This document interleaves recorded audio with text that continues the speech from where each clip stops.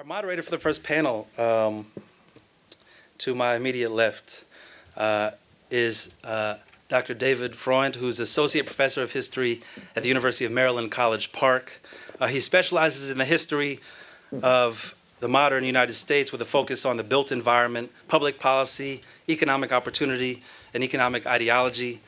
He's the editor of The Modern American Metropolis, a documentary reader, and author of Colored Property, State Policy and White Racial Politics in Suburban America, which was awarded the 2008 Ellis Hawley Prize from the Organization of American Historians, the 2007 Kenneth Jackson Book Award from the Urban History Association, and the 2009 Urban Affairs Association Best Book Award.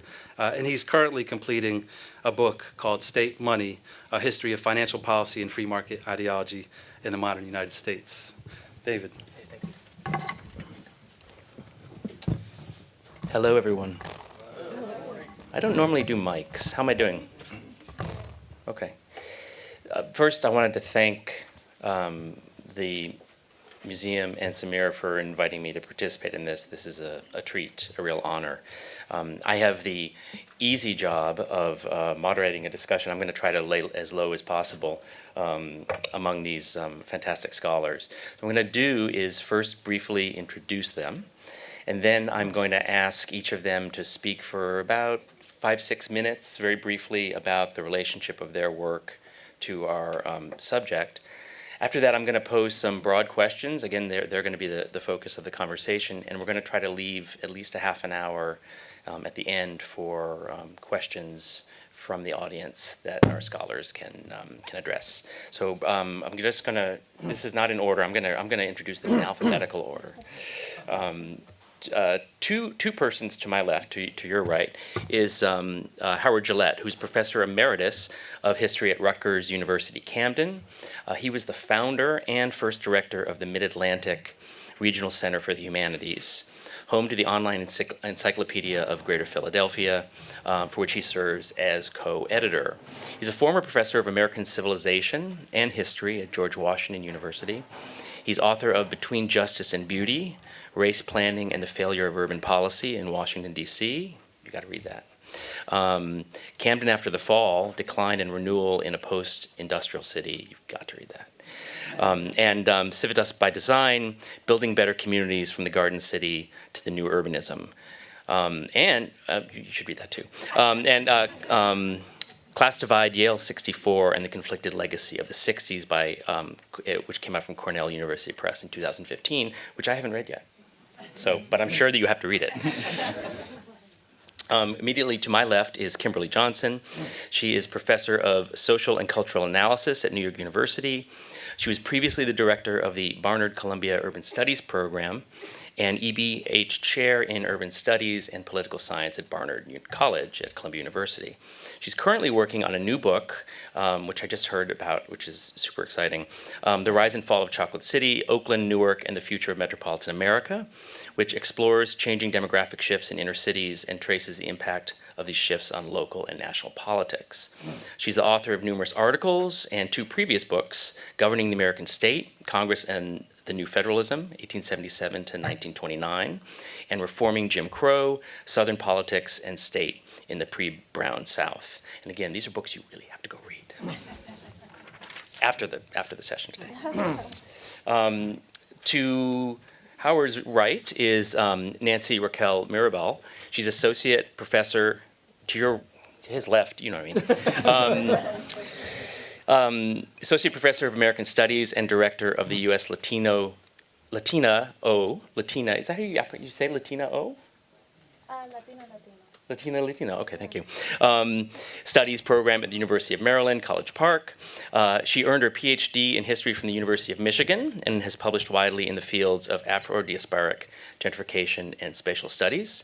She's author of this fantastic new book, Suspect Freedoms, The Racial and Sexual Politics of Cubanidad in New York, 1823 to 1957.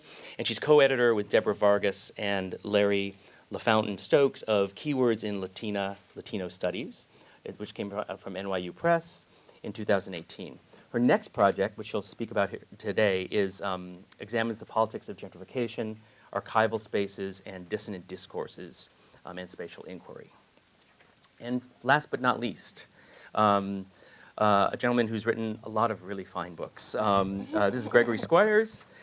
He's professor of sociology and public policy and public administration at George Washington University. He's currently a member of the advisory board of the John Marshall Law School Fair Housing Legal Support Center in Chicago, the Fair Housing Task Force of the Leadership Conference on Civil and Human Rights, and the Social Science Advisory Board of the Poverty and Race Research Action Council in Washington, D.C. He served as a consultant for civil rights organizations around the country and as a member of the Federal Reserve Board's Consumer Advisory Council. His recent books include, there are a lot of books, Privileged Places, Race, Residence, and the Structure of Opportunity, that was 2006, 3 edited books with Chester Hartman, There's No Such Thing as a Natural Disaster, Race, Class, and Hurricane Katrina, that was also 2006, The Integration Debate, Competing Futures for American Cities, From Foreclosure to Fair Lending, Organizing Advocacy, Occupancy, and the Pursuit of Equitable Credit, and an edited book called The Fight for Fair Housing, Causes, Consequences, and Future Implications of the 1968 Federal Housing Act. That just came out this year from Rutgers. So again, I'm going to ask each of you, we can do it in order in which you're sitting. Okay, we'll do that. Or do you want to go in the order of the program? Whatever you want. Order of the program? What does Sammer want? Okay, we're going to go to the order of the program. Each of our participants is going to speak for about 5 or 6 minutes, briefly introduce the work that they're doing, how it relates to our subject today. Then I'm going to pose some broad questions and have each of them engage in conversation about them. And again, we'll devote as much time as we can to questions and discussion with the crowd. So I'll turn it over to you first then. Thank you, David, and thank you all for coming, particularly former students of mine who I appreciate seeing again and being back in the city of Washington. For those of you who are not from Washington, that includes a number of panelists, there's a tendency to think of the city as being something of an outlier. And I would argue that that's a mistake to do. Of course, this is an artificially created city. It's a planned city. It's not like every other city. It's under congressional rule. But the issues that have been so fundamental to the city's development and the issues we face right now in the city are central to all the cities that are represented here in the panel. Certainly places like Oakland and Newark, issues that are going through, and Camden, where I've been, is a much smaller, less imposing city, but also facing some of the same issues.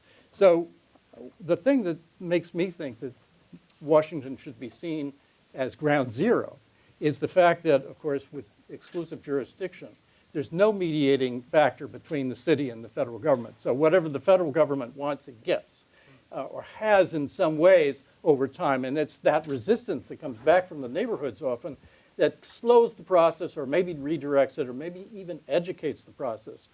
And from the title of my book from 1995 that you heard, the first book, that didn't work out so well. We've had a failure policy in many ways, and that comes most to the fore in the urban renewal process, which is the most prominent that we're going to be discussing today. People from here will obviously know I'm talking about Southwest Washington, which originally was seen as a kind of a blot on the landscape. Just beneath the Capitol Dome, you could see the black back alleys that had been home to so many people who had been low income for a long period of time. Many times, various people in the government wanted to get rid of those alleys. And here, in the post-World War II period, was a chance to start anew. And the man who came up with the plan for Southwest, Louis Justimal, had a book which said it all, which was New Cities for Old. Start a whole new. And so instead of taking an earlier plan for the Southwest, which would have rehabilitated and kept people in place, the whole area was knocked out, more or less. And that was made possible in part by the 1945 Redevelopment Act that was passed by the Congress that set a standard for the 1949 Act that launched urban renewal across the country. And that act said basically, we're going to turn over redevelopment to the private enterprise as long as there's locally planned development. And John Ilder, who was head of the Alley Dwelling Authority, which was the public housing unit, argued we should be doing it instead. It should be in public hands. Instead, it went to private hands. We got a widely heralded makeover of Southwest in the Post and other general publications. But for the people in the Southwest, it was displacement in a massive way. And one of the people who called that early on was Joseph Curtis, who was head of the Citizens Association at that time.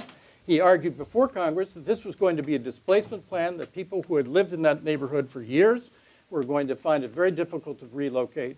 And 25 years later, he came back when the first high-rise buildings were being commemorated for the start that was done in the Southwest. And he said, I don't even recognize this place. I feel like I could have landed on the moon. And that kind of phrase, that kind of observation is being repeated today. I know we're going to hear a lot of what's happening in Washington and probably in this afternoon, particularly in areas like Shaw, which have undergone a tremendous change. That kind of changing of the landscape is not just a natural process. It comes both with planning and with subsidies and with power that has, in many ways, overridden the interests and the desires of local neighborhood organizations. So in a very fundamental way, and this is where I'm branching out into research I'm doing now, I'm like Kimberley working on some of the other cities like Oakland and possibly Newark in conjunction with Washington, Camden, Pittsburgh, and Detroit, cities that you'll hear about more today. All of them are undergoing a kind of renewal. They're not doing it in the massive bulldozer-driven kind of approach that typified Southwest, but it's happening in a more subtle, but in many ways more dramatic ways. We're seeing an area like Shaw, which was being organized by Walter Fauntleroy in the 1970s in specific reaction to what happened in Southwest to try to maintain the integrity of the neighborhood and the resources of that neighborhood. Now, in place of the Shaw effort, and I know there's more going on in Shaw, we see a branded effort to build up apartment buildings, a kind of cultural change in the area, which has made many of the longtime Shaw people uneasy. We've seen a lot of policy initiatives that talk about deconcentrating poverty, mixing white and black and different people of different incomes. That happens in Shaw, but not in an integrated fashion. We have the world where our former head of EPA was living in a $2,500 apartment building after he left his special arrangements that he had earlier, his $25 a night place. And then we have subsidized housing in Shaw. In between, the people in the middle are being squeezed. In Northwest Washington, which was an early near Northwest, an early renewal area that never really completed, we had promises where there would be redevelopment in line with a right to return to the same places that people were located. And again, we see those promises not being upheld, people being moved out, moving to different places. And we come finally to the neighborhood right here, Berry Farm. The same thing happened, where the new communities organization or effort that started under Anthony Williams, there's a erosion of the promise to have adequate housing in place before people have to leave the earlier housing. So we actually have a lawsuit, many of you know about this, that was brought on the basis of a zoning change. And the lawsuit was successful, so the planners have had to go back to the drawing board to figure out how to maintain the integrity of this. But at the same time, and again, I don't know all the details, but some of you have undoubtedly followed it, the mayor, who has been an advocate for fair housing and for affordable housing and supported the expansion of trust to subsidize fair housing, affordable housing, has also suggested that the comprehensive plan ought to be changed to make it easier for developers to go forward. So time and again in DC, in Oakland, in Camden, you're finding large subsidies coming in to bring businesses in, to develop neighborhoods, to remake them in many ways. And of course, going to the baseball stadium for me after being away for 20 years and saying, where is this? What am I doing here? These things go forward because the drive to get revenues is so powerful in cities that have those needs. At the same time, the protections, even though they are here, and there's some particularly good protections in DC, are not sufficient to slow that process. And as a consequence, it takes a lot of labor, a lot of organizing, and a lot of effort to try to counter that, to maintain a consistency of community organizations and community integrity as these processes go forward. I know this is happening in other places. I know that there are particulars that differ, but DC in many ways is ground zero. You may know that there's a recent book about gentrification that talks about Detroit gentrifying. Well, Detroit has 12.1% gentrification. DC, by the same account, has 51% gentrification. That is, areas that have been eligible to gentrify have actually gentrified. So this is ground zero. This is where we're going to be looking at to see what is the kind of norm of uneven development and unfair development. So in the end, the whole tension between raising revenue and protecting rights and securing justice, the right to have a decent home and an affordable house, which was the promise of the 1949 Housing Act, is still a challenge, particularly here in Washington. Thank you. So thank you very much for having me here. So I'm going to go maybe a little bit back. I'm going to be a little historical. And I'm going to try and talk about a little bit about my book project. So if you're a person of a certain age, you might remember a song that came out by Parliament called Chocolate Cities. And that really, and one of the stanzas in the song talked about chocolate cities and vanilla suburbs.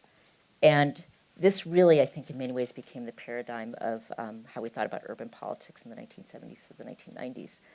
This is also, I think, the era of the black urban regime, right? So we think about Coleman in Detroit, Marion Barry in DC, Gibson in Newark, and Jackson in Atlanta.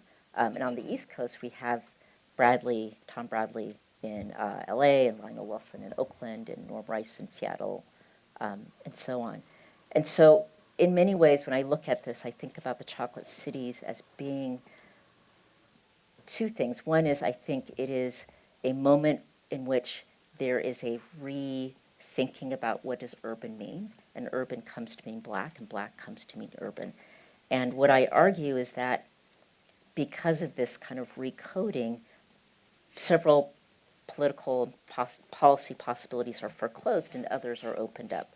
So I think one of the things to kind of that I take from thinking about this notion of chocolate cities is that they really were seeing these places, cities like DC, cities like Newark, and cities like Oakland, were seen as these kind of emancipatory places, that these were places of possibility. How do we sort of create and recreate new kinds of black urban identities? This changes. One of the things I thought was really striking is to look at population change between 1980 and 2010.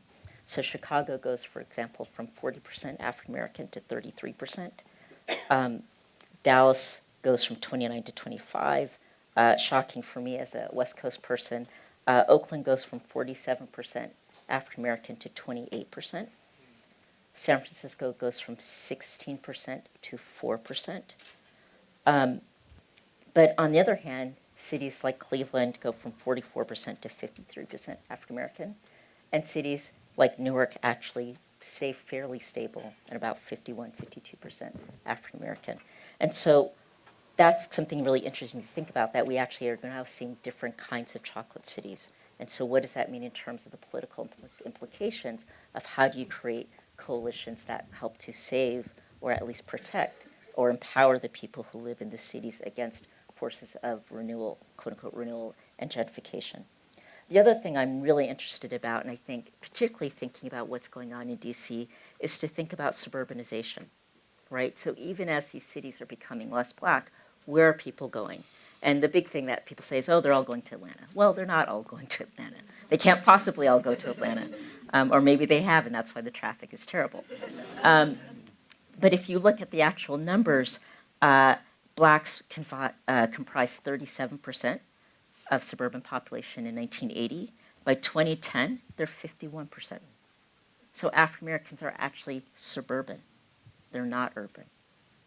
Immigration, in terms of immigration, 40% of all immigrants actually go directly to the suburbs. They no longer go to cities. Poverty in suburban poverty has increased by 25%.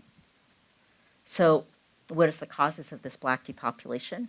In some cities, particularly cities like Oakland and San Francisco, we see the push-pull of continued urban disinvestment, including destruction of public housing. So Hope 6 has played a huge role in this, not just simply of the destruction of public housing, but sort of the knock-on effects of what happens when you pull out low-income or subsidized housing. Gentrification, certainly, and plus the lure of suburban living. And I think we can't discount the fact that some people really want to live in the suburbs. African Americans want to live in the suburbs, so what does that mean? And there's the belief that suburban living comes with certain kinds of amenities, more space, more personal safety, better schools, and more employment opportunities. So again, I think that even as we talk about what's happening in these cities, we also have to think about where people are going and what are the consequences of this spatial movement. So what are the implications of falling black population in chocolate cities? One of the things I think is happening is this recoding of cities. So you get these sort of creative class cities where African-American populations and African-American legacy is kind of being erased. And one of these cities I can think of is Seattle, for example, which had a long-standing African-American population that is under huge pressure because of gentrification and this sort of notion that Seattle no longer is essentially a white city. And then we have these legacy cities, so cities like Cleveland, Flint, which are seen as kind of, no, they're not really going to do very well because they're black and that there's nothing there, that they're disinvested. And urban becomes highly localized in a way. So one of the things I always talk about is the ways in which Starbucks opened up a outlet on 125th Street, and that was described as Starbucks' first urban outlet, which, when you think about it, okay. And so one of the things I think that happens in this coding and then recoding is the ways that policy gets kind of devalorized and then revalorized. So for example, mass transit becomes seen in the era of chocolate cities, becomes seen as kind of a redistributive policy.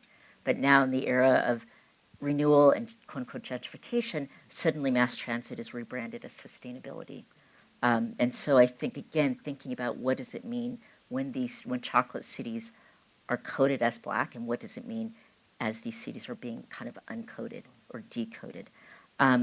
Education, for example, and I'm thinking about this very influential book by Paul Peterson called City Limits, where education gets coded as kind of redistributive policy, but under the sort of gentrification umbrella, education becomes a way that you kind of keep or attract middle-class white residents. And so suddenly education is no longer seen as something that you kind of have to do, but something that you really need to invest in, but in a very particular, and now we know, very segregated way. Stop and frisk policy, for example, becomes the acceptable trade-off for retaining or growing non-white populations. So there's this carceral element, I think, that also is playing a role in kind of making chocolate cities or remaking chocolate cities into different kinds of cities. The implications, I think, are smaller black population means different kinds of politics, which may lead to a politics of class, or may lead to a politics in which minority interests, particularly black interests, get sidelined or unaddressed. And here I'm thinking about Chicago under Rahm Emanuel with the massive levels of school closures and the population displacement in the South Side.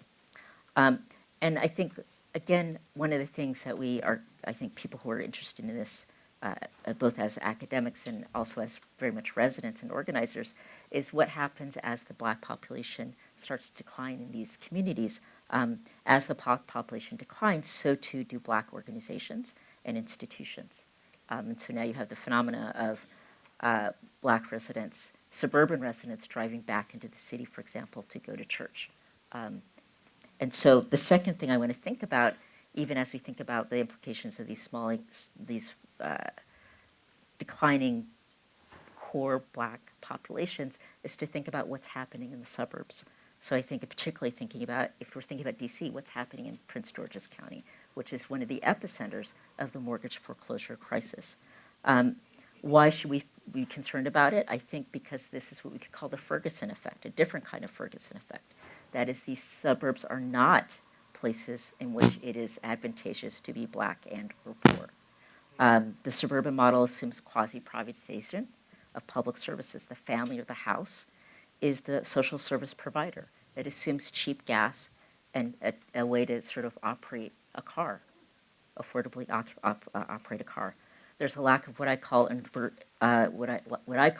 urban endowments, mass transit, sidewalks, public hospitals, parks. Suburbia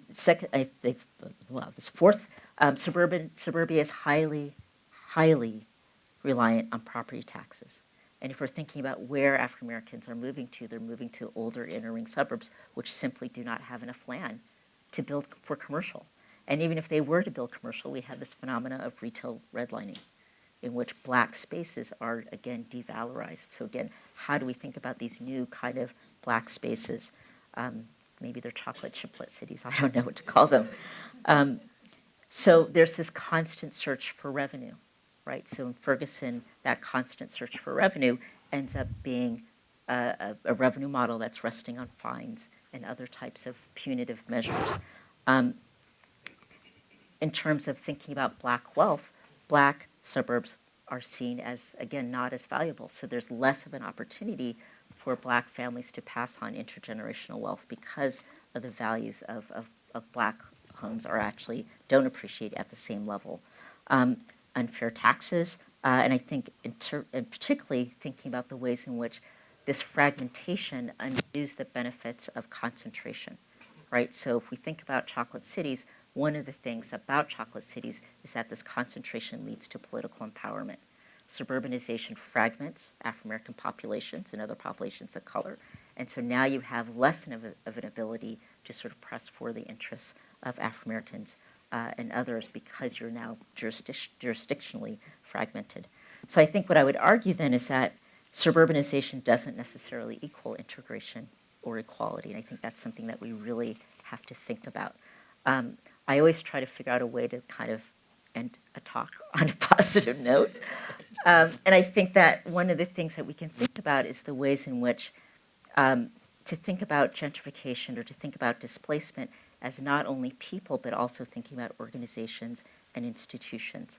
And how do we sort of protect, or create new kinds of institutions, organizations that will help people maintain or create a sense of place that then will help them figure out a way to sort of empower themselves and their communities.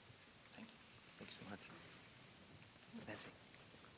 Good morning, everyone. Thank you for inviting me. It's a real pleasure. Can you hear me? Okay. No? Okay. They put it on my coat, so I have to keep my coat on. There we go. So it's a real pleasure to be here, and thank you so much for organizing this conversation. It's a really needed dialogue. And I believe I was invited to be here because I conducted a 10-year oral history project on gentrification in the Mission District in San Francisco and its impact on the Latino community. And it was funny, I'll talk a little bit about that, what we learned, and where I think it's going. I was in San Francisco last weekend, and to see what has happened in the last, I would say, 15 years is terrifying, personally. And so I come to this also as an organizer. I am a professor now, but for about close to 18 years, I worked at San Francisco State University, and we did a lot of organizing in the community. That was part of the work that we did. And so I would teach a course on oral histories, and it was a very typical oral history course. I also worked in the Latino Studies department. I've always been committed to my community. I grew up in East LA, and that's pretty much my perspective. And so when we were in class doing an oral history class, I remember the students didn't want to read Renato Rosaldo, Ruth Behar, the typical oral historians that we read, or ethnographers and anthropologists.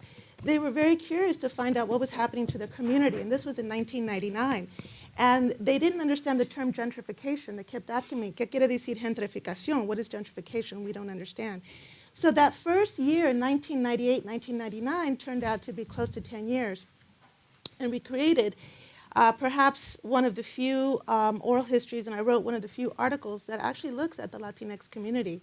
And we tend not to see them, right? We tend to see them as erased or silenced, but in fact, there's a large and long-standing community, not only in East Los Angeles or Southeast Los Angeles, where I'm from, but also in San Francisco, Oakland, and the Bay Area, as well as Washington, D.C., Chicago, and New York. And so what the Oral History Project was really interested is that we actually interviewed the different Latinx communities, not only those who had been impacted by gentrification, but also those who were doing the gentrifying. So we did interview people who in the tech sectors, people who were opening up restaurants, because I think what happened is that the project ended up being an intellectual project. And so I'm so happy that you are all on this panel because you know so much more about policy and urbanization than I do. I'm a historian by training, but what I was interested in, what we were interested, I ended up working with Acción Latina, which was an organization, La Galería de la Raza, Tecolote, all of the community agencies in the community in the Mission District, and we're still very close. I actually was asked to do an interview the other day, and I said, I haven't lived in San Francisco for 5 years. I'm not sure I'm the right person. But one of the reasons that's, and I'll get to that, is what we were most interested in is really the thinking. Because you have policy, you have urbanization, you have all of these movements that are coming through a city. But the question is, why does it happen, how does it happen, and why does it continue to impact the same populations? Right? Those are the questions that we ended up thinking. So for instance, when you look at San Francisco was a Latino community for close to 75 years.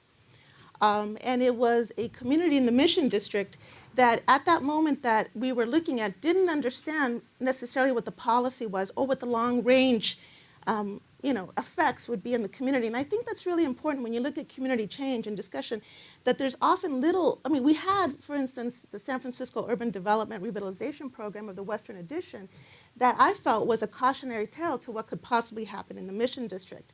And also this idea that cities, that politicians and developers can decide who has a right to the city, who can live in certain places, right? Who can partake in certain businesses and so forth. And I think that as you begin to do your work in Oakland, I'm sure you'll find that even the BART was such a complicated and contested process, and a lot of it had to do with race.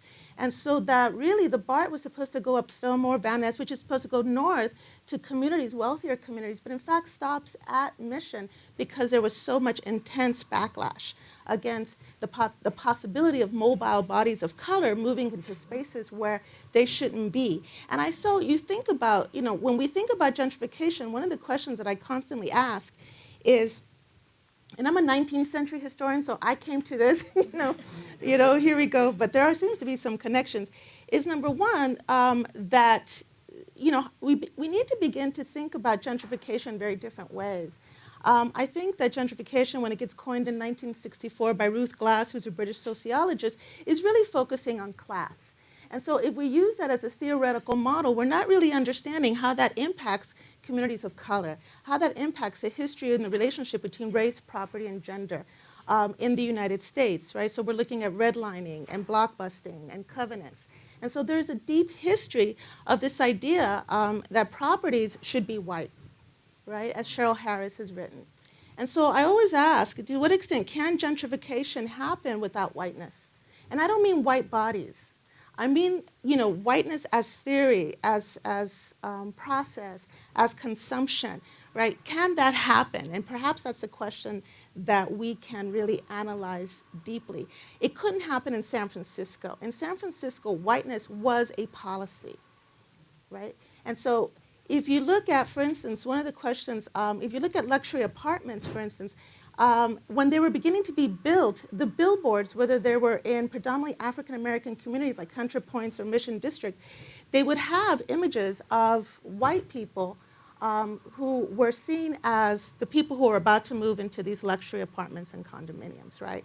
In areas that are already populated by people of color. So we did a study on that kind of disconnect. So what was really a year or 2 year project ended up being a 10-year project, ended up being an article, and I still have a lot of the oral histories and so forth. So when we think about this, and I want to leave time open for conversation, is that San Francisco, as Kimberley rightly said, it's 4% African American, absolutely. And it's also lost a lot of its Latina population. It was the only city in the American Community Survey of 2010, the only major city in the United States that lost its Latino population. And if you think about it, that's pretty incredible considering that California is a majority minority, one of the largest states with the population of the Latinx community. So did they go to Oakland? Did they go to Antioch? Did they go to the suburbs? Where did well, they ended up going to the Central Valley, right? Modesto, Salinas, those particular areas. And also, I'm happy to talk about what's happening in Los Angeles and what's happening with the historic Chicano community of Boyle Heights. And that, you have the massive kind of movement of really young white folks moving east of the river. And I remember growing up, nobody, only the people who lived east of if you call it East LA, it's because there's the Los Angeles River. And so if you live east, that's East LA. It really was a population of immigrants, and South Central being African American people of color. LA was always historically a very segregated city. So the question then is, as you begin to move east, what takes place? So in closing, what I could say is I'd like to rethink the concept of gentrification as a term, as a process, as an idea. Number two, I think that we need to think about what it means to rename a community and what that implications. So for instance, oftentimes in the Mission or in neighborhoods, they would rename it. San Francisco, at the last count, had 42 different neighborhood names, so that there's something about erasing the history of that community, erasing the memory of that community, and to what extent do those who move into those communities kind of engage in a mutual forgetting. So the idea of, let me make sure that I've got all my points here. Also, the fact that the ways that the spaces look like, I feel like there's certain consistencies that business and developers have a certain idea of what works in major cities, whether it's the luxury lofts, whether it's the expensive restaurants, whether it's the cafes and so forth, and how that relates to. And also, I'd like to have a discussion on whiteness as policy, and what that then can impact and so forth. And finally, when I was in San Francisco, and I'll leave with this story, I have a very dear friend who's an artist, and I remember we were talking about a very famous organization that started in 1972 called La Galería de la Raza. And they didn't own the building, and I remember saying, if you don't own this building, you're going to be moved out, and nobody believed it. And that's what I'm talking about our communities. We never believed that these things can happen. Well, when we came back, La Galería de la Raza was in the process of losing its lease from 1972. It's a major organization that roots that community. La Victoria Bakery, which had been there for 75 years, is going out of business. And La Taqueria, which is also a rooted place in the Mission District, is now in battle because the need for property and spaces in this particular area is so desperate that they're throwing millions of dollars into what they can do with that particular business. So I'll leave that for questions and answers, and thank you very much. No, thank you. I too want to thank everybody who was involved in organizing this, I guess particularly the sponsors, but most particularly all of you for coming out and hearing us, and I appreciate being invited to be part of this panel. This is really an honor for me. I think I was invited to come and talk about what's happened since we enacted the Federal Fair Housing Act in 1968. What's the world of fair housing look like in the past 50 years? And let me begin by saying that I have one simple message for everybody here. The United States has never been fully committed to fair housing. There's some positive things that have happened, some good things that have happened, and the world is better today in terms of fair housing than it was in 1968. But when we look at the glaring challenges that remain, it's hard to feel all that comfortable. And I will say, David mentioned my book, The Fight for Fair Housing. I don't know if you should read it, but since all the royalties are going to the National Fair Housing Alliance, you should buy multiple copies of it. And let me begin with, I have a picture. Can people see this picture? This shows three guys trying to watch a baseball game over a fence, and they have a stool that is exactly the same size. This is formal equality. But formal equality means that one of these three guys can't see over the fence, so he gets nothing out of this.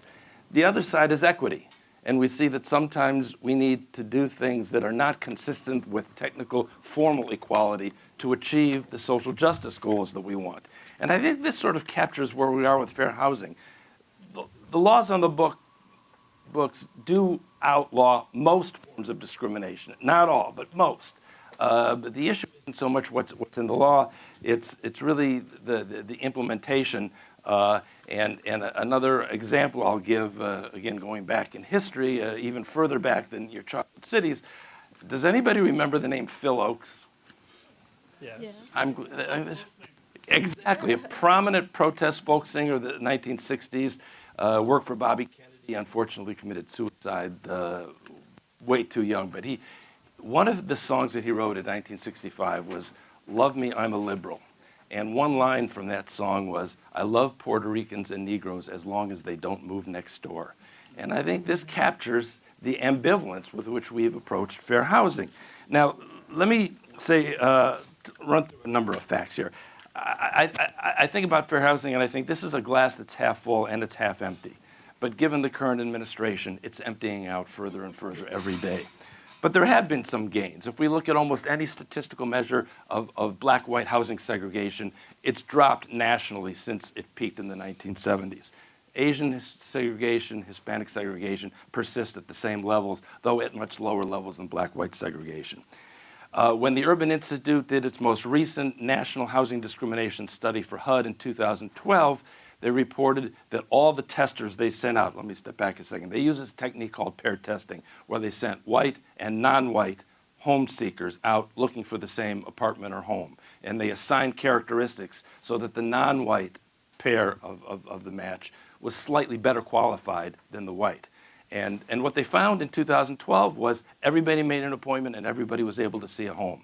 When they first did this in the late 70s, in 20% of the cases, the black or Latino pair didn't even get the call returned, or they were charged a much higher price, or they were given much less information. So in terms of, to the extent that we know anything about the empirical evidence of discrimination, there's been some progress since the 1960s.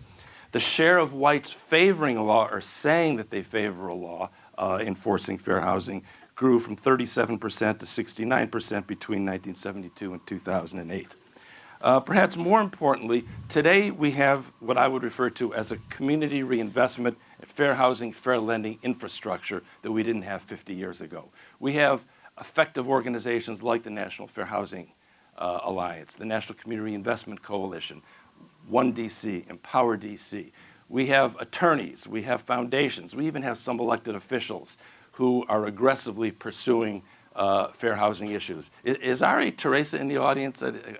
Could he? He's, pardon me? He's in Philadelphia. Okay. He's one example. He's working here to try to preserve berry farms and other neighborhoods in Washington, D.C. He's an example of the kind of resources that exist today that frankly did not exist in 1968. And by the way, I would throw Acorn in that mix as one of the very effective organizations that's been pursuing this. HUD, in the latter years of the Obama administration, enacted two important regulations, one called the Disparate Impact Rule, one the Affirmatively Furthering Fair Housing Rule. If we have a chance, I'll explain what they mean. Suffice it to say, these were important rules that strengthen important enforcement of the Fair Housing Act. I think of the National Association of Realtors as a bellwether here. Up until 1950, they said in their code of ethics, a realtor should never be instrumental in introducing into a neighborhood a character of property or occupancy, nationality, or any individual whose presence will clearly be detrimental to property values. It couldn't be more explicit. Today it says, realtors shall not deny equal professional services to any person for reasons of race, color, religion, sex, handicap, familial status, national origin, sexual orientation, or gender identity. And it goes on for a couple pages with very detailed comments as to what this means. So I understand that mission statements are often more aspirational than they are a reflection of actual achievements, but I don't think this is unimportant. And perhaps the most important change, I think, and where I see the next evolution of fair housing advocacy probably needs to go, is in a housing first movement. And it's a movement that parallels the right to the city movement. And basically it turns the traditional narrative on its head. What the housing first movement says is that we understand that housing in the United States is a commodity that's purchased in the marketplace. That's problem number one. That one earns a right to decent housing by getting a good job, which you earn by getting a good education. The Housing First movement says we need to turn this around, that a family cannot even think about doing a decent job search or plotting their educational career if they don't know where their kids are going to sleep tomorrow night. And until you stabilize somebody's housing situation, you can't reasonably talk about moving ahead in any other venue. And particularly for homeless who don't even have an address that they can use when they apply for a job, it makes us rethink this. And I'll say a few more things later about what specifically I think we mean by a housing first movement, housing as a right. So the glass is half full, but it's really half empty and getting emptier by the day. It is the case that all testers were shown homes by the Urban Institute research, but whites were shown more homes and they were given more information. The housing costs are still greater for people of color. It is the case that more and more Americans express the right attitudes about fair housing, but in a 2014 survey, 28% of whites reported they believe they should have the right to keep blacks out of the neighborhood and would favor a law allowing such discrimination. This was before Trump was elected. I'm sure that 14% figure would be different today. Racial staring persists. Real estate agents continue, not everyone obviously, but continue to show people of color homes in integrated or predominantly non-white areas. They show white home seekers, usually homes in white areas. We see redlining persisting and reverse redlining. The predatory lending problems of a few years ago have not completely disappeared. In some respects, they're starting to come back. I mentioned the two rules that were passed under the Obama administration. The Trump administration is currently taking comments on proposed revisions of those two rules, and the revisions they're looking at, trust me, are not in the direction of strengthening these laws. And the Community Reinvestment Act is undergoing a similar attack. And with gentrification that we've been talking about, this undermines any right for people to stay put if that's what they choose to do, given what's happening in neighborhoods. So there are many challenges. One other I'll mention is perhaps more symbolic than substantive, but I think is important. Our HUD secretary, the proud doctor, has proposed changing HUD's mission statement. And the words he wants to remove are, quote, build inclusive and sustainable communities free from discrimination. So HUD is the federal agency that has primary responsibility for enforcing the Fair Housing Act. And the HUD secretary wants to eliminate the elimination of discrimination as part of their mission. I don't know. I don't know what to say about that. But I think so I think there's been a lot of success in fair housing. There's been important lawsuits and we have case law that is important. We do have new statutes today we didn't have in '68. Not just the Fair Housing Act, but the Equal Credit Opportunity Act, the Community Reinvestment Act, Home Mortgage Disclosure Act, and many state and local laws. There are many more tools that are being used effectively today. And there is organizing. But there's barriers that remain, and I'd like to argue that perhaps the next stage of fair housing advocacy needs to be based on this notion of housing first and a right to housing, that housing shouldn't be viewed as a commodity that is a reward for success in the marketplace. And just a few observations as to what this might mean specifically. First, I think it means that in any kind of development that goes on in our cities, residents of neighborhoods that are affected have to be at the table at the beginning of any planning. It's not enough to be able to show up at a hearing after all the decisions have been made. And as is often said, if you're not at the table, you're probably on the menu. So we need to be engaged earlier. We need to empower community groups to be able to negotiate better community benefits agreements. We see some in DC, Empower DC, One DC have done this to some extent, but we need more of this kind of action. We need real inclusionary zoning laws. DC has an inclusionary zoning law that my understanding everybody sort of laughs at if they pay any attention to it at all. But you know, we now are living at a time when developers and people want to come to DC. This is the time to put some teeth into the requirements for developers so that they have to set aside a certain share of homes for people whose income is below a certain level. They have to hire city residents to build the developments and so forth. We need to strengthen the two Obama-era regulations rather than weaken them. We need to save the Community Reinvestment Act. If we're going to use housing choice vouchers, we need more of them, and we need to place them in low-income, non-white areas, as well as in predominantly white communities. So let me conclude with an observation from Walter Mondale. I mentioned Walter Mondale's name, and people usually say, oh, is he still alive? Well, yeah, he's very much alive, and he wrote the last piece of our book. And a couple of years ago, he wrote the following for the New York Times. He says, when high-income black families cannot qualify for a prime loan and are steered away from white suburbs, the goals of the Fair Housing Act are not fulfilled. When the federal and state governments will pay to build new suburban highways, streets, sewers, schools, and parks, but then allow these communities to exclude affordable housing and non-white citizens, the goals of the Fair Housing Act are not fulfilled. When we build most new subsidized housing in poor black or Latino neighborhoods, the goals of the Fair Housing Act are not fulfilled. Now, I don't want to conclude on such a negative observation, but I do think there is light and at the end, and I don't think the proverbial light at the end of the tunnel, which I do not think is necessarily a train coming the other way, but I say that because of the fair housing community development infrastructure that we've developed since the Fair Housing Act was passed in 1968. Right. Thank you so much. Okay. Well.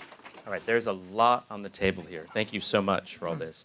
As will happen in many of these panels, we're going to raise a lot of questions. Hopefully we'll highlight some key points for further inquiry.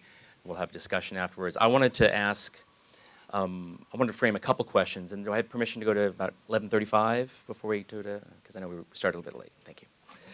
A couple framing questions that I'd like to turn over to you that I think would be very useful for this audience. Many people in this audience who are students of this, who work in these communities, a lot of this will be very familiar. Some people who are interested in the subject and who are not students of this subject, they might want to know a little bit more about the kind of the nuts and bolts, the policy and political history that created these conditions. So I wanted to turn this question to you. And I want you to speak about the communities that you've studied. There's a powerful mythology in American political culture. It's often reproduced in history and social science textbooks about urban decline since the 1960s. And it's generally attributed to the people who live in these places. Folks who study this and folks who lived through this and have been active politically know that that's actually not why this happened, right? So what I'd like you to do is, for those of you who are not as familiar with this history, if you could just say a few things about the nuts and bolts of how federal urban renewal policy intersected with some fundamental structural changes in the American economy to transform the places that you study since the 1960s, with attention to two things: the communities, obviously, that were disproportionately harmed by this. And I'm also really interested in thinking about not just the question of integration, but equity and access to resources. Because a lot of the conversation around city and suburb is about the need for integrated communities. Integrated communities are not necessarily, have not historically necessarily been a path towards helping disempowered communities. So it's really important to think about the way that these policies have shaped not just who gets to live where, but how communities of color, especially, have not benefited from federal and local largesse that have created wealth in housing and in communities from there on. So if you could just, for a couple few minutes, maybe think about, anyone who wants to address this, think about the way that some of the communities you've studied make this story really concrete for people, the policy impacts on different people, and the equity question. I'll go first. This is a Howard Gillette question.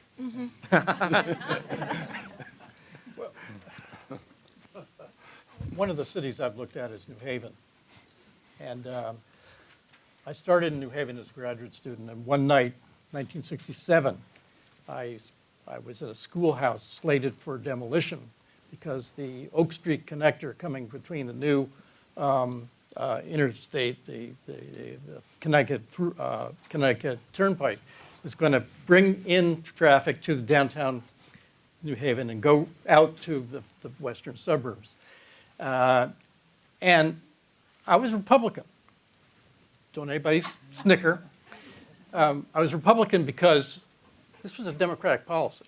This is a policy to bring targeted money to cities to improve them and make them better and to make them competitive with the suburbs. This is what everybody was being told. Well, I can tell you for sure that people in that room who came out, who saw their communities being bulldozed by the highway, and it happened in Black Bottom in Detroit, it happened in Milwaukee, it happened in every city, it happened in Southwest Washington, where you had whole communities taken out by highways, which was one of the ways to remake the landscape, but also to compete with the suburbs, they thought, they argued, was a point of anger. So one of the guys, an active organizer in the Hill area, came up to me, African American, and said, you know, after my Republican candidate for mayor had said, you know, someone said, he said, I know black people. He said, I like him a lot. He's a white Jewish guy in New Haven. He said, yeah, I have one guy who runs my building. And someone in the audience says, what's his name? And the guy couldn't remember. And so, of course, they said, oh, it must be Tom. Well, this guy came up to me and said, I'd love to vote for your candidate, but I can't. I've got a felony, I can't vote, and I don't have any power. Well, here was this moment where everybody was, it didn't matter about party. It was about policies. And the policies were tearing up communities. And they're tearing them up in the name of improving these communities vis-a-vis the suburbs in particular. And in the process, they were alienating people in a major way. Well, the Republicans, and I will say this very partisan way, never provided an alternative. They never provided a better way. No matter what Trump said outside of Milwaukee, he wasn't going to go into Milwaukee and provide better alternatives.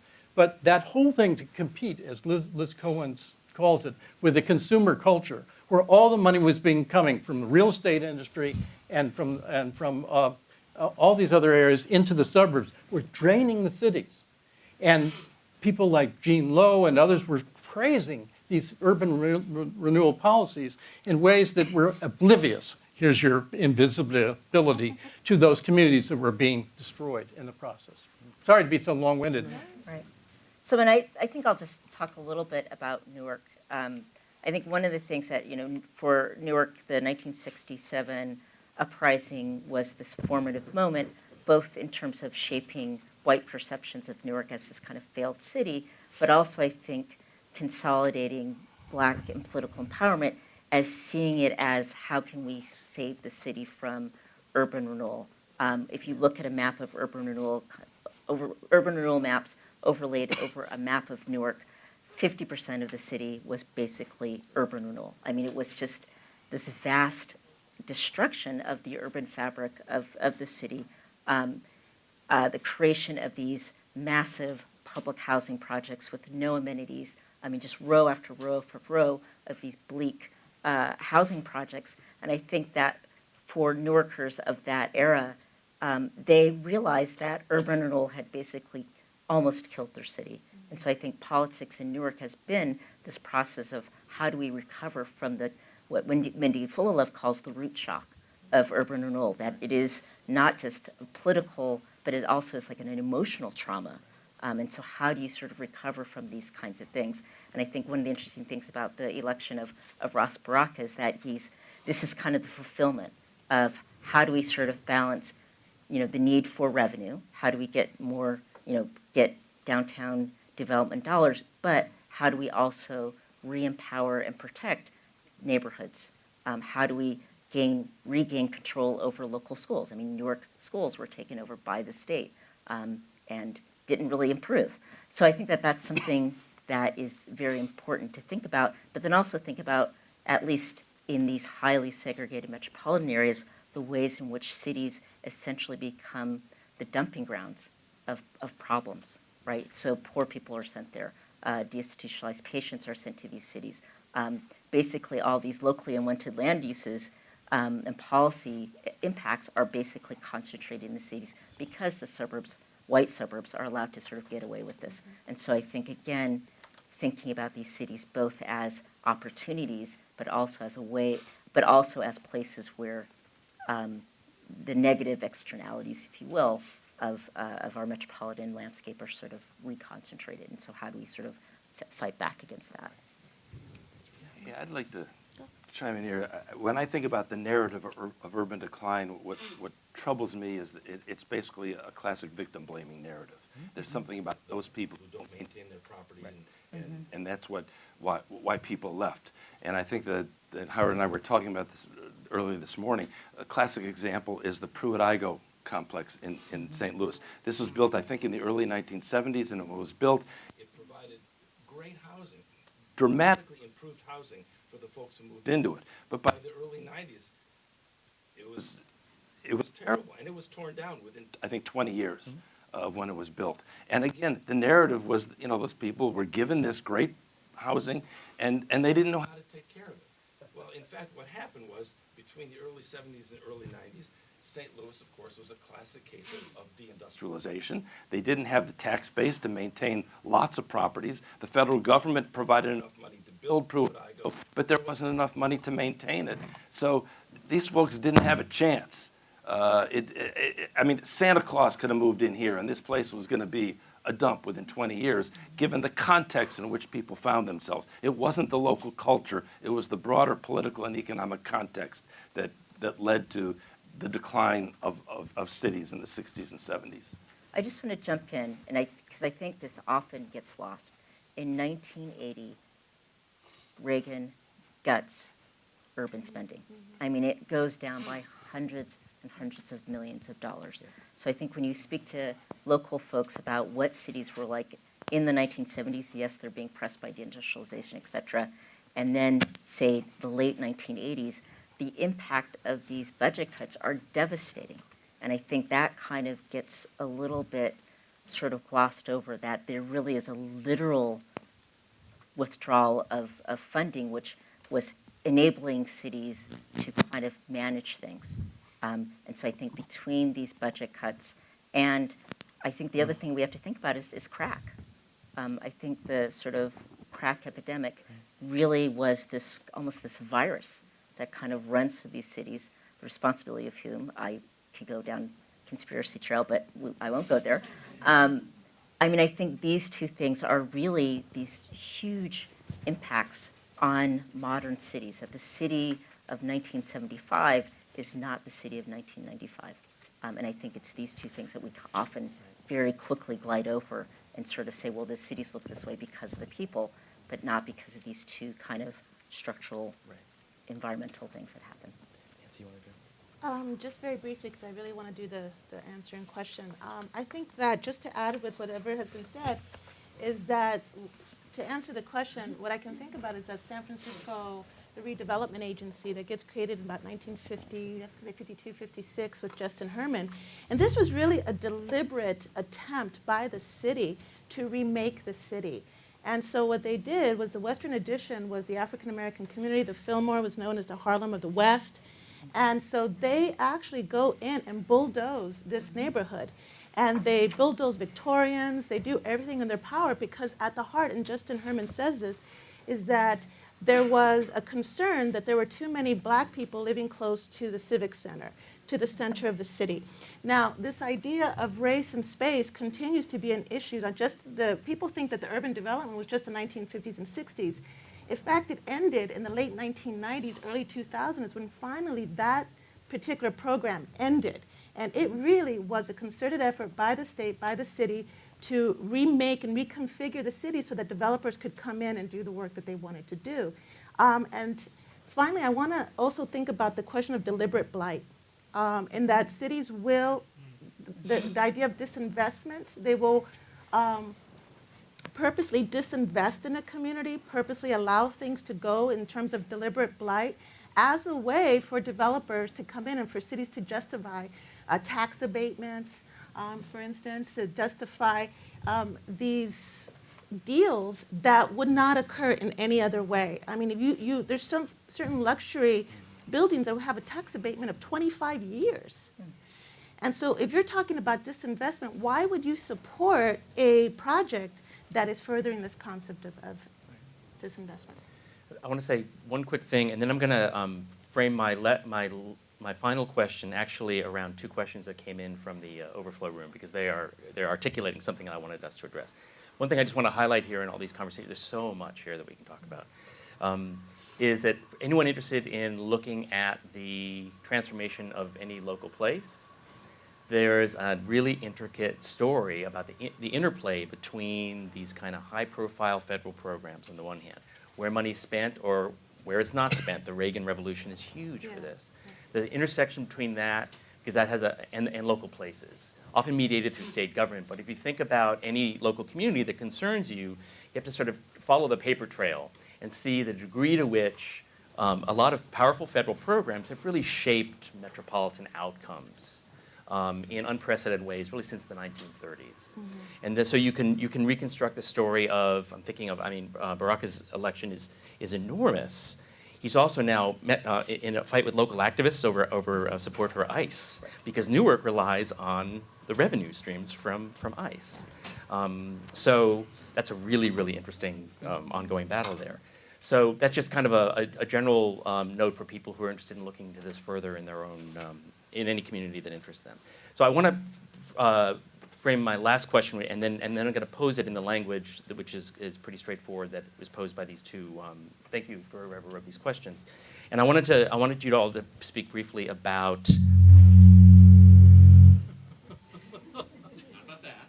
I don't know where Don't that speak came about from. that.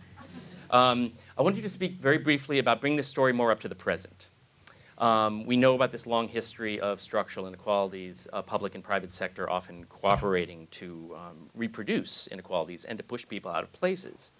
So I wanted you to speak very, very briefly to, again, maybe based on some of the communities that you're studying, what are the fundamental tensions between, on the one hand, a lot of people being very, including especially people who live in these communities and community organizations, being very invested in maintaining these communities, these populations, and equity, public spaces, well-funded schools.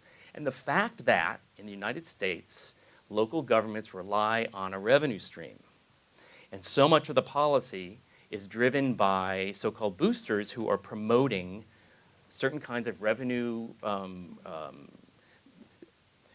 sources from, they give tax breaks to companies like Amazon, someone mentioned Amazon here, so that brings jobs, but then you're creating a new kind of class of underpaid worker. So there's this constant tension, and obviously you want high-end development in your neighborhoods because it's going to raise your tax revenues, but you're usually doing that at the expense of modest income folks. So my question for you, and again, some concrete examples from your case studies would be helpful here. I'm going to pose it in the language that two of our audience participants posed. One, I'll do it in this order. How should politicians and developers address the tension between wanting to have more developed cities and not wanting to push out people of color? What are clear steps that urban organizations can take to protect community and culture when cities lobby so hard for corporations like Amazon to move in? So if you can address that kind of fundamental, this is really what we face right now in the battle over the right to the city and the suburb. Do you want to start? I mean, Newark is supposedly in the running for HQ2. So are we. So that's something that people are thinking about.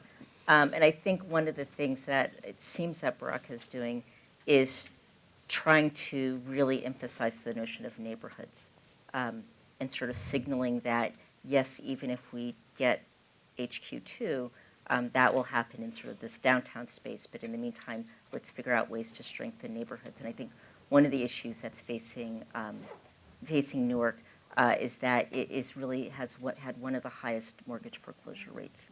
And that's something that is still a huge drag on the neighborhoods. But on the other hand, there hasn't been an enormous amount of displacement. I mean, a lot of these mortgages are kind of still in kind of a state of ambiguity. And I think the real fear is that if these mortgages were actually ever to sort of fully go through, that this would lead to sort of massive displacement and or middle class flight. So I think that in terms of Newark, I mean, one of the things I think is happening is that there is a very visible discussion about how do you balance this in a way that I think didn't necessarily happen under previous administrations, such as Cory Booker's, where really the emphasis was on sort of this boosterism and getting sort of development in the downtown area. You know, I think there's one rule in local land politics, and that is maximize ratables, minimize social costs. And when that formula is put into the context of lack of support financially at the federal and the state level for local communities, every mayor, black, white, progressive, conservative, is going to be pressed to have more money coming in. And it can be done in good ways and can be done bad ways. The worst way I could suggest is Chris Christie's effort to bring tax subsidies to a place like Camden. $1.5 billion worth of tax subsidies, foregone revenue in one city in order to bring in people for a nebulous jobs output, not even for local residents, where unemployment's around 25%, and the poverty rate is over 30%. So there's a disconnect if you ever had one and you wanted. And on the alternative side, I think we've all thought about communities organizing themselves. One thing I've seen by looking at different places, particularly looking at New Haven, and I haven't heard the word union once today, is that unions have broadened their background. They've been decimated over the years, but now they're working with community organizations. And what they're doing is they're coming back to my first rule. They realize that you've got to have money coming in. And so they're going to the permitting process, and they're going to the point, in New Haven anyway, of taking over city council. So when people come to city council to get approval for instance, the expansion of New Haven, Yale New Haven Hospital, they have to go through a progressive coalition who says, well, if you're going to do that, we're going to have community benefits. And they're not going to be things that are going to be thrown out to us. Here's what we're going to start with. Here's our negotiating point. This is where everybody has to be tough-minded, and they have to form coalitions, because one neighborhood cannot stop a juggernaut of HQ2 or anything else that comes in. So we have some promising signs. I like Greg's glass half full. There's some really wonderful organizations. Causa Justa in Oakland is one that I've been following some. But they've got to work together. They've got to have coalitions, and they always have less power to start with than the centralized administration of the city mayor and the council, and that's what makes it tough. So, I mean, these are all wonderful suggestions. I think, you know, the question that I would be, the flip question is, what happens when a city has a lot of money, like San Francisco and New York City, and they continue with the same policies, right? So that San Francisco has a lot of money, and they continue with the same policies, right? So that there isn't a commitment to housing for all. There just isn't. And so what happens is that you have to have something like MEDA, the Mission Economic Development Agency, working with the land trust organizations that end up having to raise money to come up with down payments so that families can live in their homes. And this is Causa Justa, for instance, who's at the foreground of that kind of work. Maria Zamudio has been doing that kind of work for a long time. The anti-eviction mapping group, where they actually have to make visible where the evictions are taking place so that people will take them seriously. So you know, the question that I want to ask is, even when there's money, I know there's been a lot of talk about how cities want money, and I understand, are absolutely correct. But my question is, why do those policies continue? And where's the imagination in trying to keep communities when there is enough money. So for instance, Mayor Bloomberg in New York, when they were challenging him and saying, you know, you need to go into these housing projects and you need to go in and take care of them, and we need to have fair housing for all.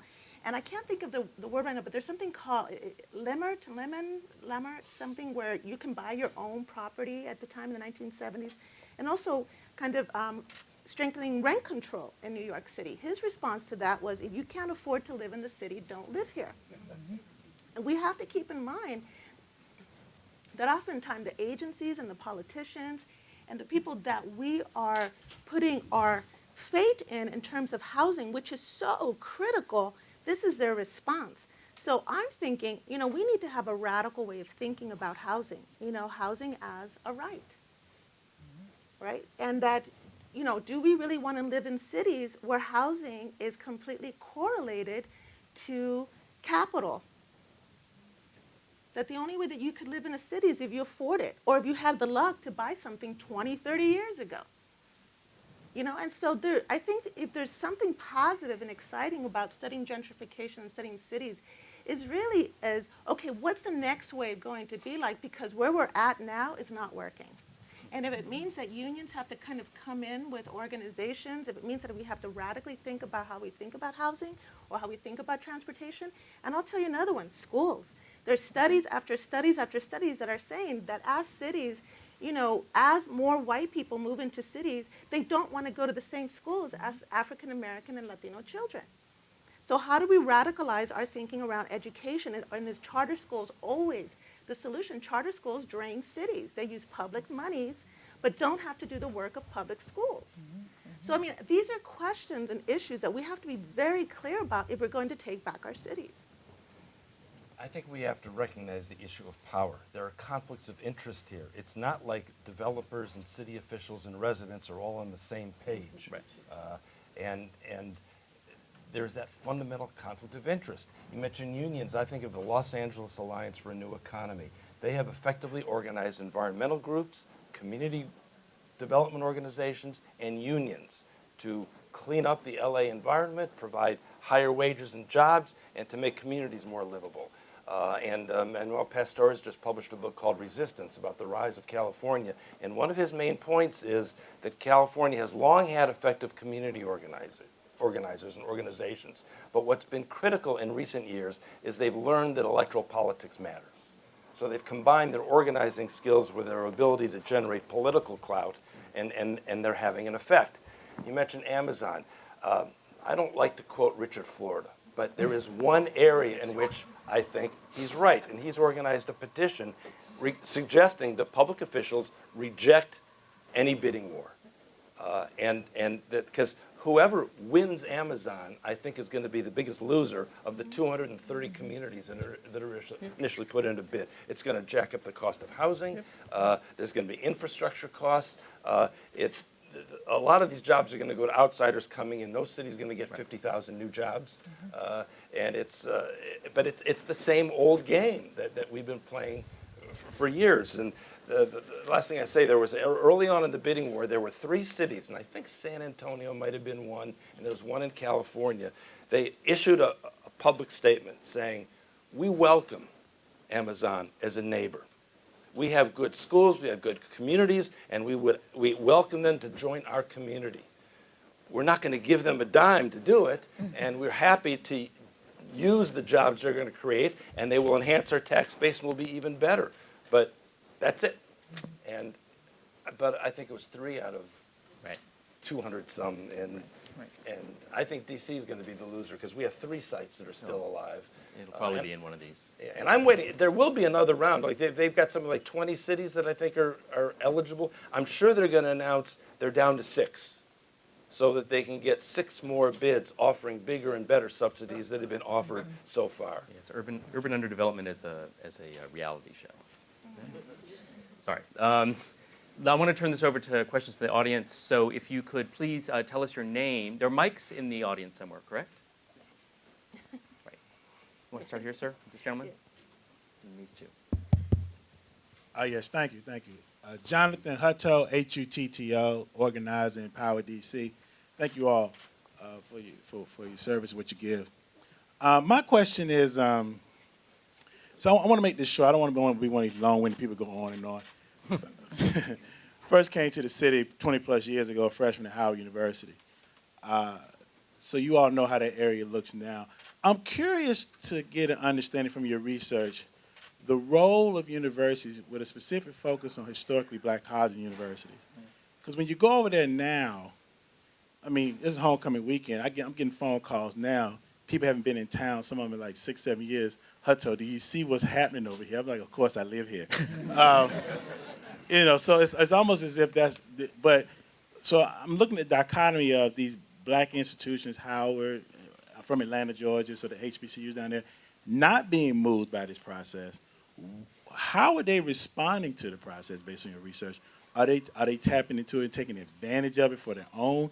Are they seeing it as a situation where they can use their endowments and their monies in order to preserve public? I'm curious about that. And then the second part of my question is, because you injected Ras Baraka in this piece, Dr. Kimberley, the role of black electoral leadership to the degree that we still have them in these urban areas, what role are they playing with this? If Washington, D.C. is an example of this, you see where I'm going? So I know in Newark there's a bid being made for Amazon.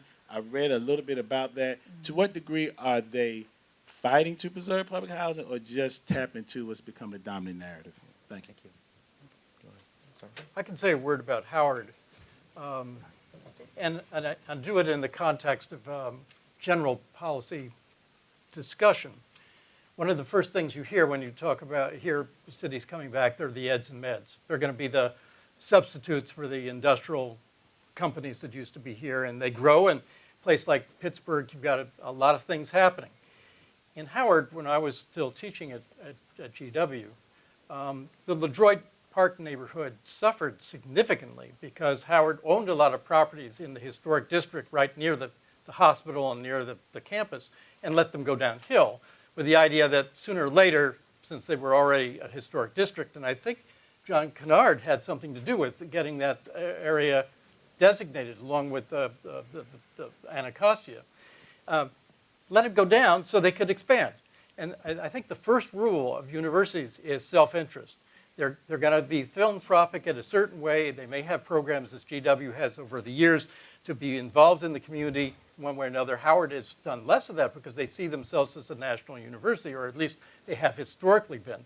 But they want to expand, so they're going to be bad property owners. They're going to expand into the neighborhood, and they almost inevitably are in clash, whether they're Howard or Penn or any other university, with the nearby neighbors because they want to extend out. So that's a real issue. And I think the only way to resolve that is to have leadership within those institutions to say, we'll go beyond this. The civic engagement is not just putting our students out doing oral histories in the nearby neighborhood of Detroit or Shaw, wherever they might be, but we're actually going to do something. We're going to have the community come in and talk about their concerns and talk about partnerships.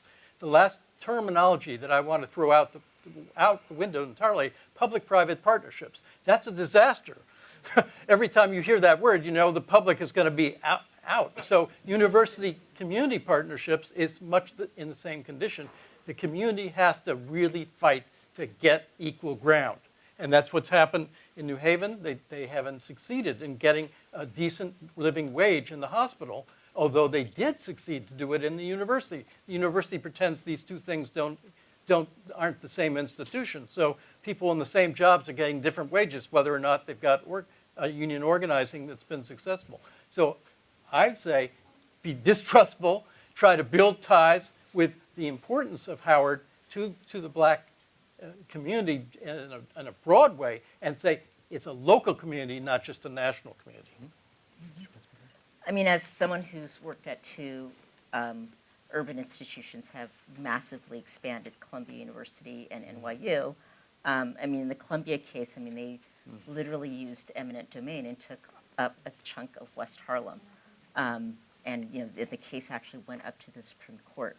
So I think that the eds and beds model is one in which I think all universities, in a sense, are in this arms race. If you talk about this sort of economic development arms race, I think there's an arms race around universities to get students, but then also and I think cities increasingly see universities as kind of the replacement for in some ways lost manufacturing. So if you go to places like Syracuse or Buffalo, I mean, it's these big state universities with the hospitals that are really kind of seen as the last kind of gasp of a variety of different kinds of jobs, ranging from, I'm going to say, I don't like using the word low skill, lower wage jobs to higher wage jobs. I think in terms of Newark, I mean, that really was the match that was put onto, that led to the uprising, is that it was taking 50 acres that wasn't needed. They only really needed about 10 or 12 to put in the medical school. But now you see this gigantic complex around Rutgers, Newark. There's NJIT. There's this whole complex of higher ed institutions. And the problem is that when you have these higher ed institutions, they're not taxed, right? So then part of the issue is, how do you get leadership that will press these institutions and really try to recapture some of that value, whether it's through employment, whether it's through neighborhood investments, or literally payments in lieu of taxes, right? Because at the end of the day, cash is kind of good. But Newark has a Whole Foods now, so everything's going to be. Yeah, we're all good. I want to say one brief thing to that, and then I want to turn to these next two questions. I teach at my institution, the University of Maryland, spent about 10 years paying lip service to involving the community in discussions about the future redevelopment, and then pretty much ignored everything that community members said. So now what we have is a really, really aggressive redevelopment of Route 1, where they're building they're basically shopping out student housing to private corporations. Some of them are actually on campus running the housing facilities. Now Route 1 looks like it's a bunch of high-end condos for college kids, where you can, at your dorm, you can have access to complimentary tanning beds. Good Lord. Now, I wish I could, at first when I thought that, I was, anyway, but this is where we're going, right? And like they've knocked out a lot of the affordable rental housing, a famous set of apartments called the Knox blocks, and they've replaced them again with these sort of model kind of loft-style living for college undergraduates. So because of this revenue imperative, and basically because of, a lot of institutions and cities with a lot of money are spending it on the wrong things. So it's really about organizing and getting community members and institutions, local institutions, to basically take over school boards, take over city councils, and push for equitable use of these funds. The next question was over here. Thank you. Hello there. Hello. My name's Bridget. I relocated last month from Madison, Wisconsin. A few years ago, I was a city councilor for 4 years, so I've seen the nitty-gritty, crazy local fights. To Professor Johnson's comment about in the Midwest, Madison is one of those places that is kind of holding on with the state university and the variety of jobs. Next week's my 35th birthday, and so that makes me maybe one of those oldest millennials, and you have a whole new group of generations coming up where they're flocking to the cities partially on an economic basis for jobs, especially in the Midwest with the Rust Belt cities and the lack of opportunities in other communities throughout the whole country. But you're seeing this, and this is where the artisanal pickle think pieces come from, but you see this large-scale rejection of post-war suburban America as a successful community model. And you see not just one, but now two generations coming up who are actively seeking for different kinds of communities than those that they know, that they were raised in. And because of a lot of what you all have talked about from the last 40, 50 years, a lot of these communities, these suburban communities, have had a real absence of race, that you now have a whole generation of white young Americans moving to cities and are really struggling to understand how can they build dynamic, inclusive communities so that, as as Professor Mirabal mentioned, we don't become a community, a nation of gated San Francisco communities where economics rule and anyone who can't pay the price of admission doesn't have any options. So maybe on a half glass full model, what might be some interesting initiatives, policy ideas, recommendations that you've seen if we want to change the future for the history books, and so that we make sure that the next 30, 40 years is not a continuation of keeping people out.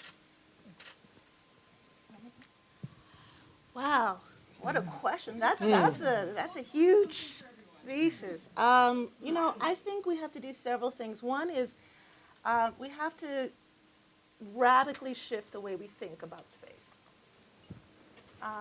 And that's number one. So we have a history in the United States, right, of the relationship between property ownership, white male property ownership, and that's part of the DNA of the United States, right? That's why we have white flight, you know, all of these fears about populations of color moving into your neighborhood, you know, all of these questions around. Space is not neutral, as Mary Pat Brady has written, right? Space has, it has a palimpsest of race and gender historical meaning. And so I think there has to be a radical rethinking of space, number one.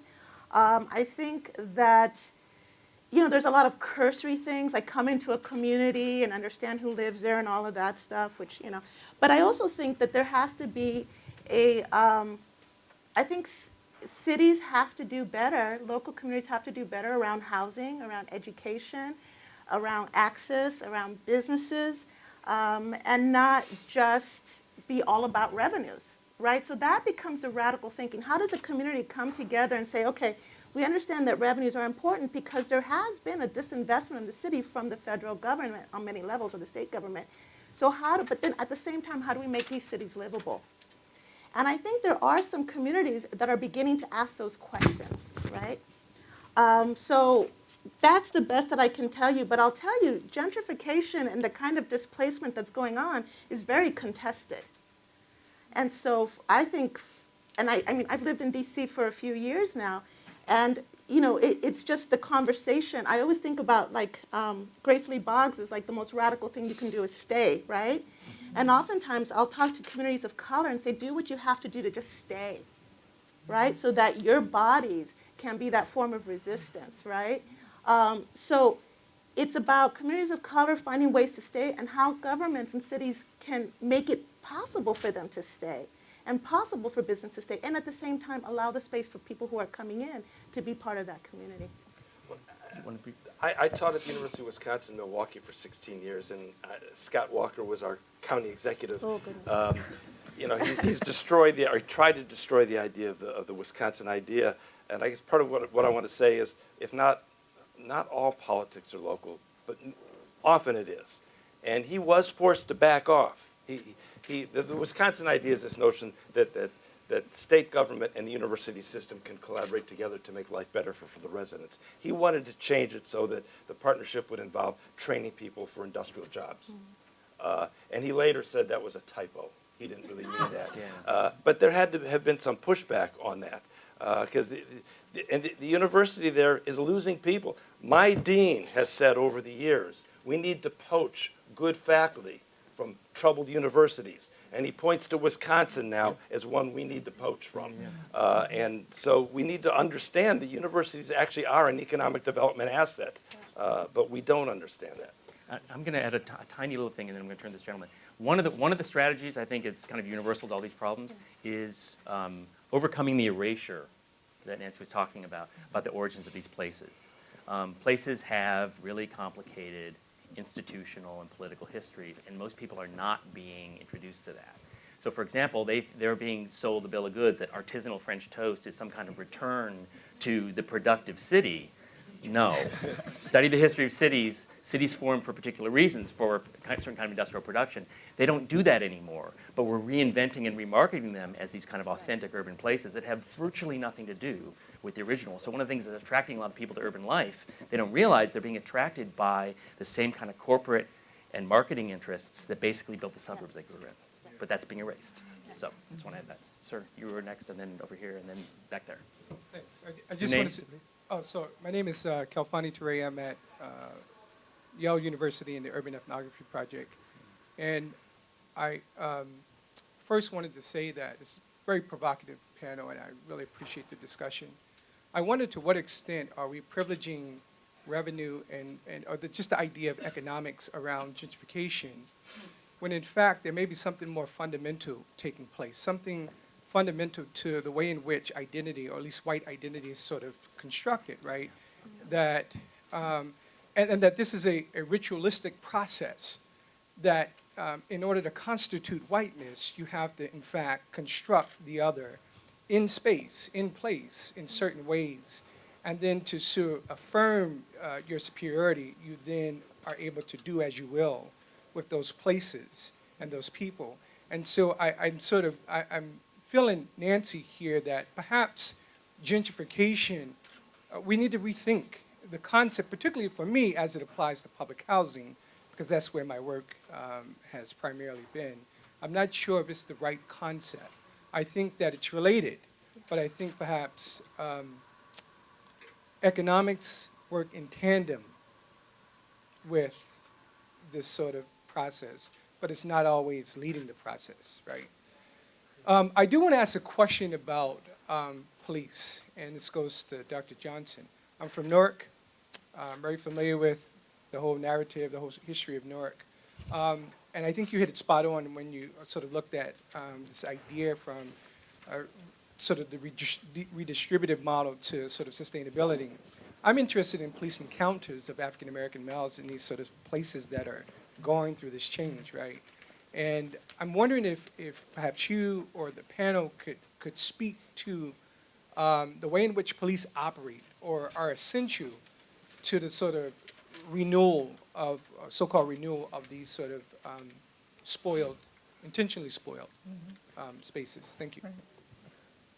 So I think a little known fact is, so if you've ever read Broken Windows, which is like the fundamental document that sort of sets up stop and frisk, et cetera, it actually starts off as a project in Newark, New Jersey in the early 1970s. And largely, when you look at it, it's actually a way for Gibson, who's the first black mayor of Newark, to basically reassure the last remaining downtown merchants that they can stay. It's safe. So, and what they find is that actually none of these policing techniques really work. It really was just kind of showing the flag. So I think that's something interesting to think about, like the role of policing in kind of reassuring whites to, at least to stem white sort of commercial/retail flight. But I think the other, maybe the concept that I'm thinking of as I heard you talking about is this notion of revanchism, the notion of certain groups having lost the city. So when I interviewed white suburbanites who grew up in Newark and then moved out to the suburbs, it is this loss, it's this anger, they took our city. And so I think there's a lot of, so it's not necessarily, so I think this notion of the ways in which gentrification is also this kind of sense of we're getting our city back. And then I'm also thinking of Charles Mills, who wrote this great book called The Racial Contract, who talks about the ways in which race and space and sort of the identity of whiteness and blackness is really linked to where people are in space. I want to move to, I think we have a chance for at least one, maybe two questions. I'm sorry. Hi, my name is Alicia Jennifer, and I just want to bring the conversation back to DC since we are in DC. I want to take a little bit of what Dr. Johnson said earlier about the suburbanization of black population, and a little bit of what Dr. Mirabal said about staying, just to stop the erasure. It's a unique situation in DC, where I feel like the conversation about gentrification is always talking about color and race and class in the same, whereas in DC there's a range of incomes and class within the black community. So when the depopulation happened in the 70s and the 90s, it was the people that were most equipped to stay that left the city for the suburbs, and now they're living in the suburbs and can't have any influence on the city because of DC's unique jurisdiction. And this is to the whole panel. What can you do when you sort of left the city and you see what's happening, but you have no voice anymore? It's too late. It's just an interesting perspective for this particular area where Black people have moved to the suburbs, and their communities, their churches are still in the city, and their communities are still in their city. What do you do then? Well, there have been some effort to regionalize some public services. The Twin Cities is probably the best example. Indianapolis, Jacksonville, and this part of the idea is to try to capture the wealth that for several decades was going to the suburbs so that it could be reinvested wherever in the region it was necessary. But I don't think regionalism is going to catch on as a widespread national urban policy. So I do think, somebody mentioned the term uneven development. I think that's what has been going on for decades in American cities. And we need to find ways of nurturing development that is more balanced than uneven, so that we don't have the kinds of disparities we have. You know, in Washington, D.C., the typical white family has 81 times the wealth of the typical black family. That's a huge disparity. Think of what one does with wealth. Open up a business, pay your kids' tuition, supplement your retirement. The uneven development there is, and it's been going on for decades. It was Georgetown in the 20s and 30s, Foggy Bottom in the 40s and 50s, the Northwest, or DuPont Circle area in the 80s and 90s, the Shaw more recently, and now we hear about, here in Anacostia. So it's this phenomenon of uneven development, again, that it is underlied by power inequities. Yes. One more. Leon Townsend with the National Association of Neighborhoods. I'd like to see what the panel thinks on opportunity zones that the states and the cities have set up. Is that will speed up gentrification, or what's your take on opportunity zones that the cities have set up? Who wants to? I think they're just, I mean, I think that the idea that it's just taxes alone which determines business location decisions is it's just not true. I mean, short of like an HQ2 where you're basically shoveling money into an entity, I think that it's seen as there's this sort of mystique of the market, and that somehow if you could just let the market free, things will happen. And I think if you're really looking for sustainable and really, I think, credible community development, you need the state, you need government to do it. But to the extent if that empowerment zone is structured so that it allows for developers to come in and not have to pay taxes for 25 years, then it's not, I don't think that that's really the kind of development that we would want to see in terms of seeing an equitable city. This is enterprise zones and empowerment zones all over again. Yeah, right. Yeah. And we have lots of research that shows that they didn't create many jobs. The jobs they did create did not go to the local residents that were intended. It created a disadvantage to other businesses that didn't get the tax breaks, and companies that did get them, they left when the tax breaks ended. It's just a... Stockholders did well, but local community members not so much. Right. I lobbied for and was denied extra time. I really, really don't want to stop this conversation. I Can I say one word? Yes, One word? I guess I'm not No, going to then. I know, but I think this is really important, but I think we put it on a bunch of other things that we haven't talked about, ways in which money doesn't come back to the city. Tax increment financing, where the whole profits are supposed to build up on the basis of new development in place and not come back to the city.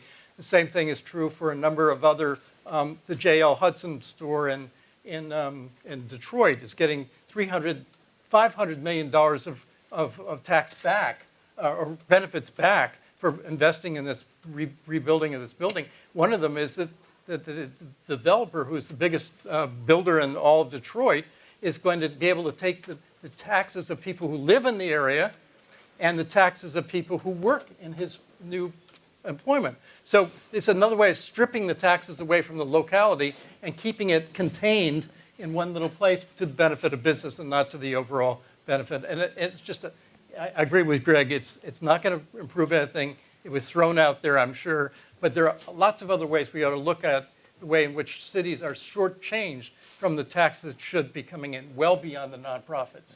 I want to close with two brief comments. One, thank you so much for your questions. I'm very sorry we didn't have more time. I want to encourage you to not let any of us go. If you still have questions, just corner us over here. Right. Second, I have a sentence that I want to offer to try to capture one of the important themes here that brings a lot of this discussion together. Institutions and coalitions have always mattered for shaping American places. Who gets to benefit from them? What shape they take? How they look? And they're going to matter. They're going to be essentially important in the future to try to promote some of the more equitable outcomes that we're all hoping for here. I want to thank again these wonderful panelists And our moderator as well. and I look forward to talking to everyone.